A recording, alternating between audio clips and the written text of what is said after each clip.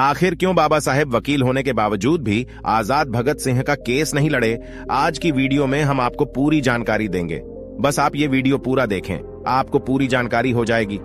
भगत सिंह को जब पहली बार 29 मई से 4 जुलाई 1927 के दौरान पुलिस ने गिरफ्तार किया तो उन्होंने लाहौर पुलिस स्टेशन में सवालों का जवाब देते हुए बंबई काउंसिल में 1926 को नूर मोहम्मद द्वारा दिए गए भाषण का हवाला देते हुए कहा था कि जब तक तुम एक इंसान को पानी पीने देने से भी इनकार करते हो, जब तुम उन्हें स्कूल में भी पढ़ने नहीं देते, तो तुम्हें क्या अधिकार है कि अपने लिए अधिक अधिकारों की मांग करो?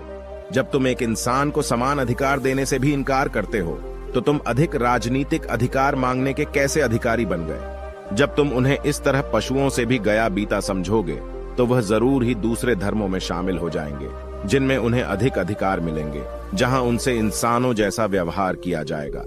फिर यह कहना कि देखो जी, ईसाई और मुसलमान हिंदू कौम को नुकसान पहुंचा रहे हैं, व्यर्थ होगा।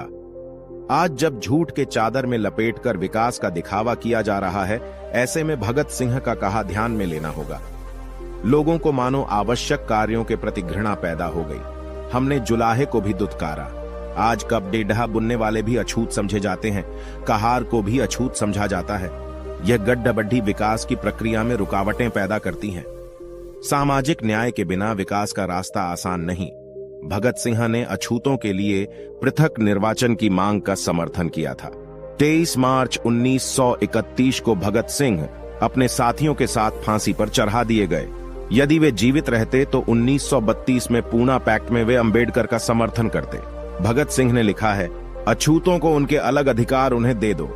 काउंसिलों और असेंबलियों का कर्तव्य है कि वे स्कूल काइनलेज, कुएं तथा सेट डिखक के उपयोग की पूरी स्वतंत्रता उन्हें दिलाएं। जुबानी तौर पर नहीं, वरन साथ ले जाकर उन्हें कुओं पर चढ़ाएं। उनके बच्चों को स्कूलों में प्रवेश दिलाएं। उनके अपने जनप्रतिनिधि हों, वे अपने लिए अधिक अधिकार मांगे। आत्मगौरव बढ़ाने के लिए दी चुनौती। सामाजिक समता की स्थापना के लिए अछूतों को चुनौती देते हुए भगत सिंह कहते हैं कि अछूत कहलाने वाले असली जनसेवकों तथा भाइयों, उठो, अपना इतिहास देखो। गुरु गोविंद सिंह की फौज के असली शक्ति तुम ही थे। शिवाजी तुम्हारे भरोसे पर ही सब कुछ कर सकें, जिस कारण उनका नाम आज भी जिंदा है। तुम्हारी कुर्बानियां स्वर्णाक्षरों में लिखी हुई हैं। तुम पर इतना जुल्म हो रहा है, असल में स्वयं कोशिशें किए बिना कुछ भी न मिल सकेगा। तुम असली सर्वहारा हो, संगठनबद्ध हो जाओ। सामाजिक आंदोलन से क्रांति पैदा कर दो तथा राजनीतिक और आर्थिक क्रांति के लिए कमर कस लो। आखिर क्यों बाबा साहेब वकील होने के बावजूद भी आजाद भगत सिंह का केस नहीं लड़े? इस सवाल का मकसद है दुष्प्रचार। सोशल मीडिया पर अक्सर सवाल पूछा जाता है कि अंबेडकर वकील थे तो भगत सिंह का केस क्यों नहीं लदेढ़ा? यह सवाल व्यंग, नफरत या आक्रोश अथवा जिज्ञासावश में पूछा जा सकता है। सवाल प्रथम दृष्टया उचित लगता है, परंतु अक्सर इसका मकसद दुष्प्रचार होता है। इसका सटीक जवाब जानने से पहले हमें हालातों को जानना होगा। 23 मार्च 1931 को भगत सिंह को फांसी दी गई थी। यह वह दौर था जब शूद्र अति शूद्र, या यूं करे कि अंबेडकर जब स्कूल जाते थे तो उन्हें स्कूल के बाहर दरवाजे के पास बैठकर पढ़ाई करना पड़ी डीता था। चूंकि भगत सिंह सिख थे तो उन्हें यह दंश झेलना नहीं पड़ेगा। शिक्षित होकर अंबेडकर जब नौकरी करने बड़ौदा गए तो उन्हें किराए पर होटल, धर्मशालाएं, कमरा तक नहीं मिला। जब वे सिडनम कॉलेज में प्रोफेसर बने तो बच्चे उनसे पढ़ने के लिए राजी नहीं हुए।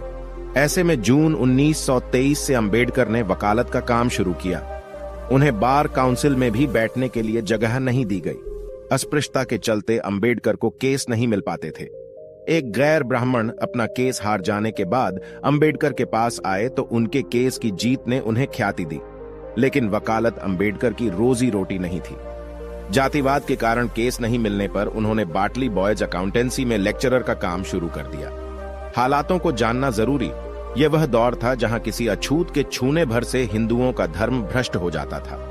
इस दौर में आर्थिक जद्दोजहद के बीच जब कोई केस देने के लिए तैयार न हो, वहां भगत सिंह का केस अंबेडकर द्वारा न लदड़ने का बेतुका तर्क पेश करना महज मूर्खता है।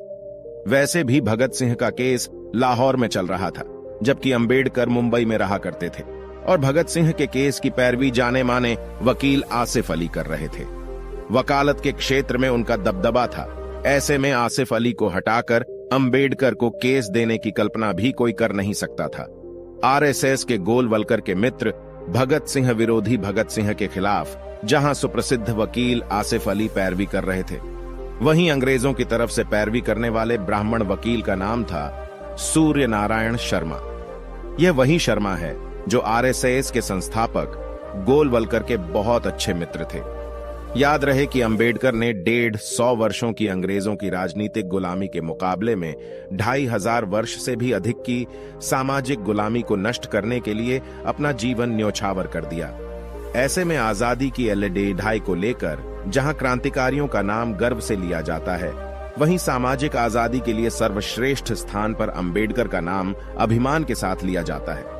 एक पहलू यह भी, जिस समय संपूर्ण देश में एकमात्र अछूत वकील के तौर पर अंबेडकर की पहचान थी, तब भी उन्हें केस नहीं मिल पाए। आर्थिक तंगी के चलते प्रोफेसर की नौकरी करनी पीढ़ी ढीढ़ी। ऐसे में भगत सिंह का केस स्वयं पहल कर मुंबई से लाहौर जाकर एलडीडी डीहना किसी भी दृष्टिकोण से सुविधाजनक नजर नहीं आता। यदि केस लडीडी डीहना भी चाहे तो मशहूर वकील आसिफ अली से केस वापस लेकर अंबेडकर को सौंपने का कोई तार्किक मुद्दा नजर नहीं आता। एक पहलू यह भी है कि जहां ब्राह्मण वकील अंग्रेजों की पैरवी कर रहे थे, वहां देश में अनेक नामचीन वकील क्या तमाशा देख रहे थे। जबकि वर्ष 2013 में पाकिस्तान के वकील इम्तियाज कुरैशी ने भगत सिंह की केस को दोबारा खुलवाया। इसकी पैरवी अब्दुल रशीद ने की। 2014 में अब्दुल ने एफआईआर की कॉपी मांगी तो पता चला कि एफआईआर में भगत सिंह का नाम ही नहीं है। उन्हें केवल रजिस्टर के आधार पर फांसी दे दी गई।